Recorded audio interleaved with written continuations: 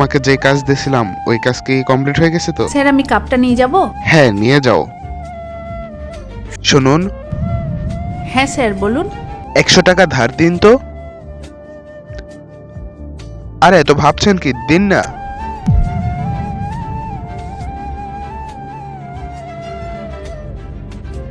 Thank you aunty. Aunty আমার অনেক বড় উপকার করলেন, আমি এই টাকাটা স্যালারির সাথে অ্যাড করে দিব। ঠিক আছে স্যার।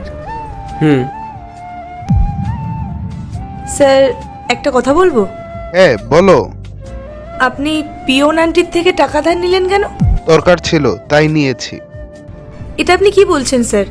আপনি নিজে এত বড় একটা কোম্পানি চালাচ্ছেন, আপনি নিজে সবাইকে স্যালারি দেন, আমি এই কোম্পানির সিএ, আপনি আমাকেও ভালো টাকা স্যালারি দেন, আর তার উপর আপনি মাত্র 100 টাকা চাইছেন, তাও আবার নিজেরই কোম্পানির পিয়নের থেকে।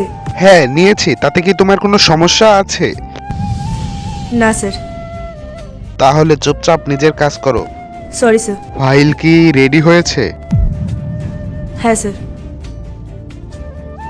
এবার তুমি আসতে পারো। Okay sir.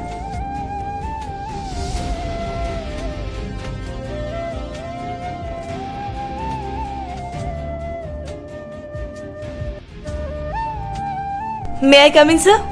Yes, come in. Sir আজকে এমপ্লয়ীদের স্যালারি দেওয়ার ডেট। হ্যাঁ আমি ওই জন্যই তোমাকে ডেকেছি। এই নাও, এটা তোমার স্যালারি, আর হচ্ছে এই যে এখানে বাকি স্টাফদের স্যালারি দিয়ে দিও।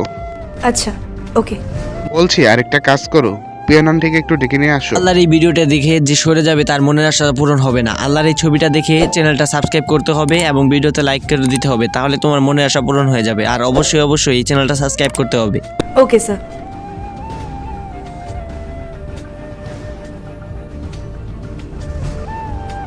আন্টি, স্যার আপনাকে ডাকছিলেন, একটু ভেতরে আসুন। হ্যাঁ চলুন।